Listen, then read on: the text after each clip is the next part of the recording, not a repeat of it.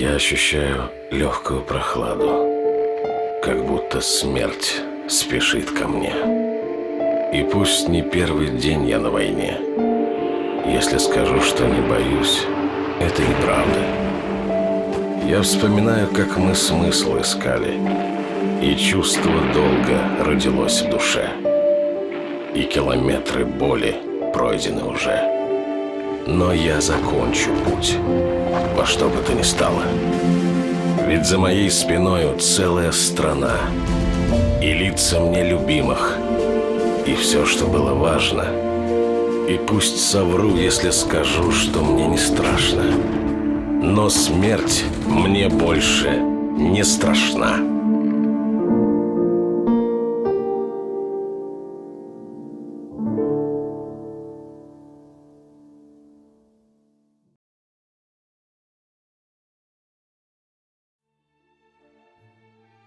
Имена многих представителей ингушского народа золотыми буквами вписаны в историю Великой Отечественной войны.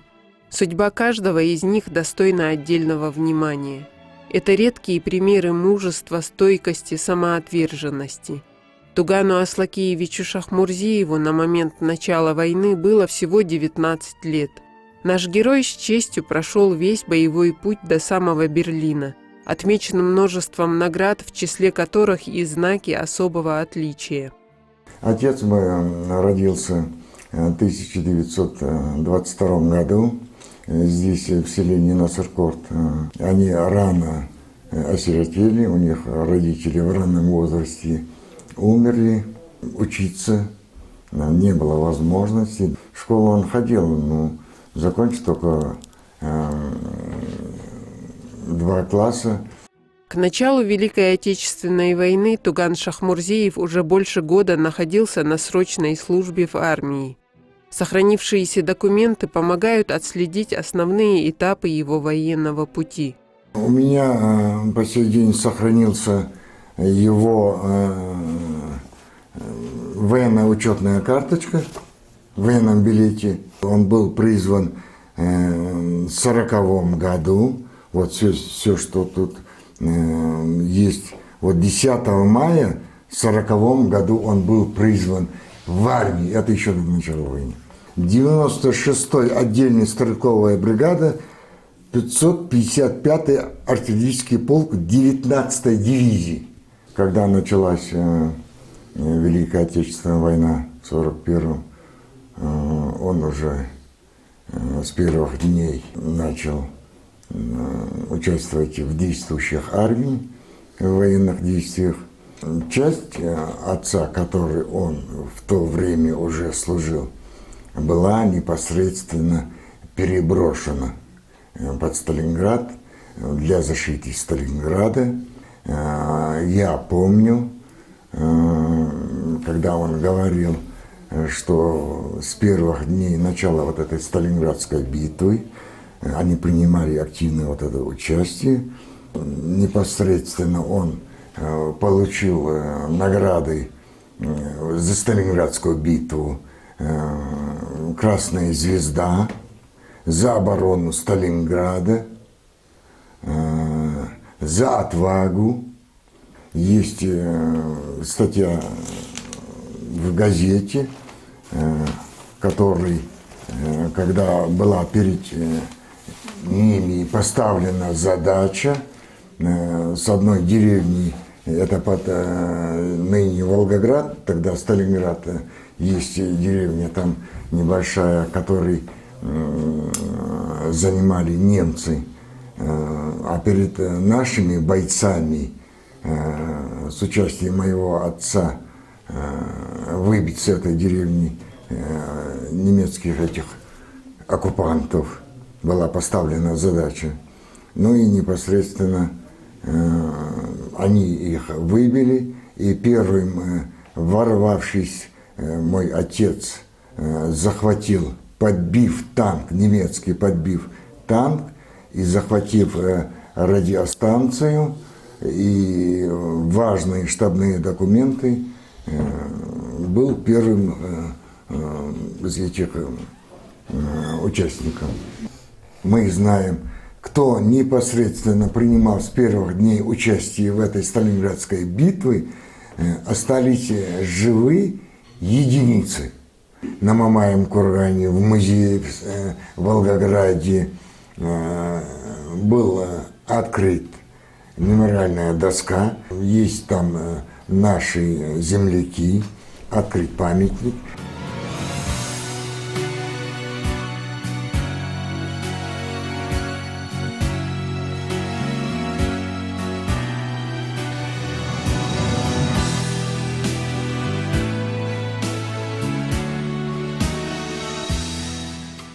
После Сталинградской битвы, соответственно, они дальше уже пошли. Была Курская битва, принимал участие в Курской битве, и на сегодняшний открыт мемориал на Курской земле, где внесены наши ингушские фамилии, в том числе и моего отца.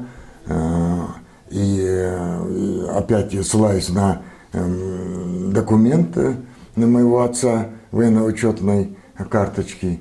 Он дошел до Берлина, медаль, победа над фашистской Германией. Непосредственно он ее получил уже в Берлине. Депортация ингушского народа в феврале 1944 года в Казахстан и Киргизию отразилась и на его представителях, воевавших на фронтах Великой Отечественной войны. Согласно официальному распоряжению, ингуши подлежали демобилизации и отправке в места ссылки. Когда отцу сказали, что ваши народы высланы, мы должны вас снять с действующей армии. В то время это 1944 год. Но у моего отца в то время уже были большие заслуги. Красная звезда за отвагу, за оборону Сталинграда. В то время их не очень-то многие имели таких наград в 1944 году. И отец говорит, я, говорит, с действующей армии не снимусь. Тогда какой-то надо искать выход. Вот. Тогда мы, говорит, тебе изменим, говорит, в военном учетном, в графе национальности что-то не ингуш. Он не дал ее изменить. Вот он. Карточка военная учетная его, и в графе стоит его национальность. Он не дал. И все равно оставили? Все равно его, вот, я же говорил, вот есть достоверно, он уволился только в 1946 году. Он еще после войны, вот эта последняя запись, в 1946 году только, он еще оставался в армии после окончания Великой Отечественной войны. Из-за нехватки таких кадровых военных его еще на это время, до 1946 года, он не увольнялся, его не увольняли, он остался в Красной армии. Еще один важный момент. Участники Сталинградской битвы, которые они непосредственно принимали участие с первых дней за оборону, за битву Сталинград, кто там остался живых с первых дней, которые принимали участие и до последнего обороняли, защищали Сталинград, непосредственно оставшиеся были представлены герои Советского Союза. Но так как, это же, опять же, не так быстро делалось в то время, военное время, не так быстро присуждалось. Потом они были представлены, кто там остался в списке, что они будут представлены герою Советского Союза. Пока это представление дошло до выше, прошло, истекло время, прошло много времени. Вот. Ну и, соответственно, когда уже в 1944 году наши народы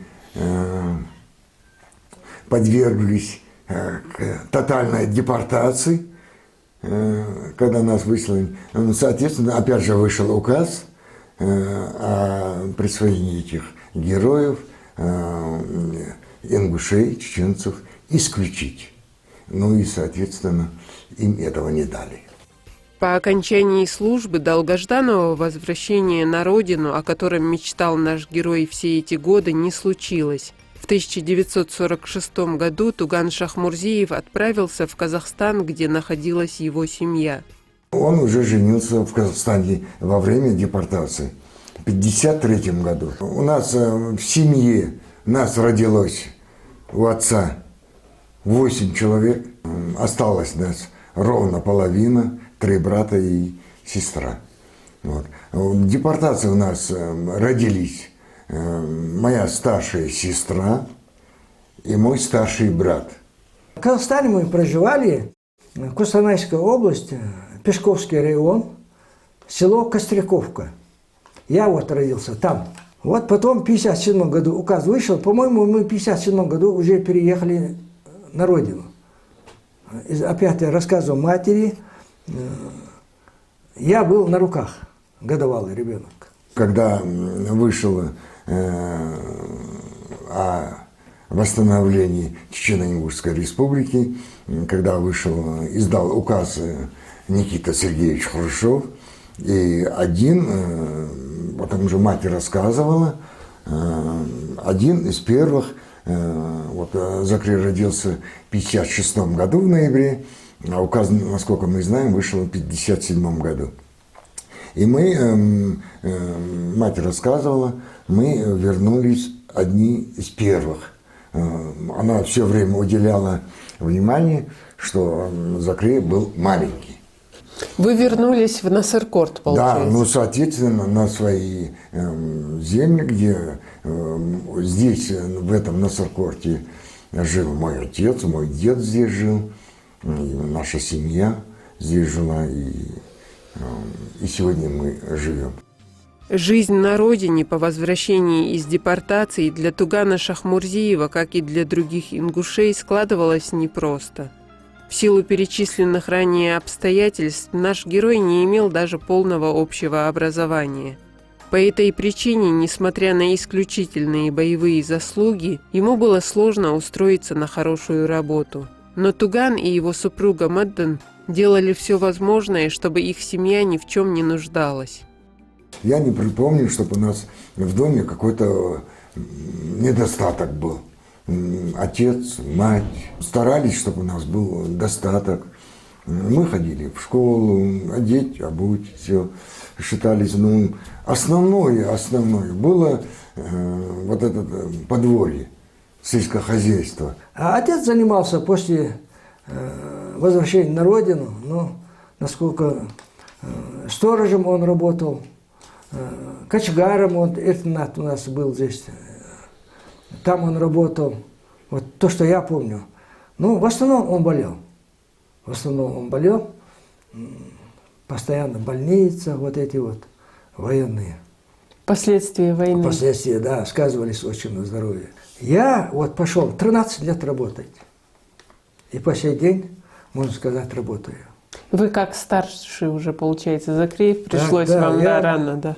Я рано начал трудовую деятельность. Хорошо помнит нашего героя и его редкие нравственные качества племянник Тугана Шахмурзиева Бекхан. Помнит он и то, с каким огромным уважением относились к дяде окружающие. Когда нас выселили, мой отец и дядя вместе работали. Мой дядя очень был серьезный мужчина, серьезно, лично ничего не говорил. Потом приехал здесь, на Кавказе, после высылки. Они на комбайнеры работали, на совхозе они работали. Когда что-нибудь ему попросишь, он сразу денег давал, мы маленькие ребята были. Даже сразу денег давал, на клуб ходить, концерт ходить. Что-нибудь попросил дал. Так он спокойный работал. В месте, где мы здесь общее жили, очень все его уважали. Уход таких людей, как наш герой, всегда бывает потрясением для родных, друзей, в целом общества. Туган Шахмурзиев ушел из жизни в самом расцвете лет, оставив о себе светлую память. Очень часто вспоминаю. Нам, конечно, его не хватило. В нужный момент он 50 лет умер.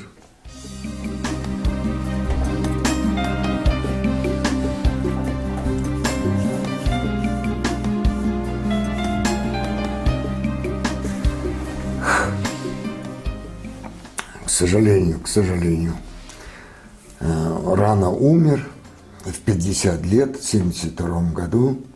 Мы были еще маленькими. Мать нас старалась заменить нам и отца, и мать.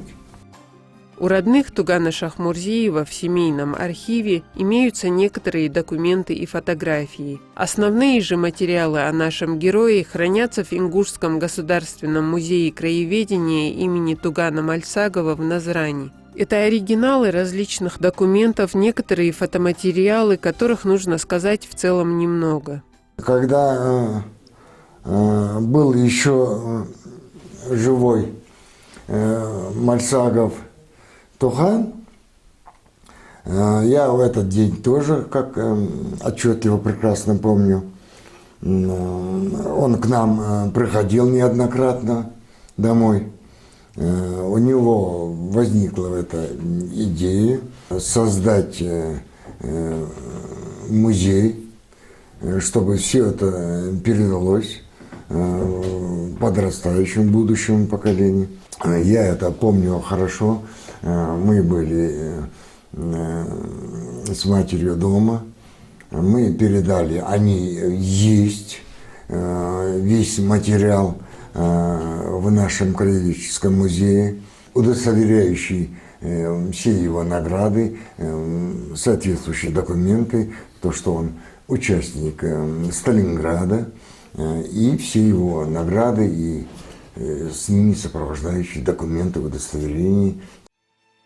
Жизненный путь Тугана Шахмурзиева был полон трудностей. Как и все истинные герои, он не любил рассказывать о том, что ему пришлось пережить в годы Великой Отечественной войны.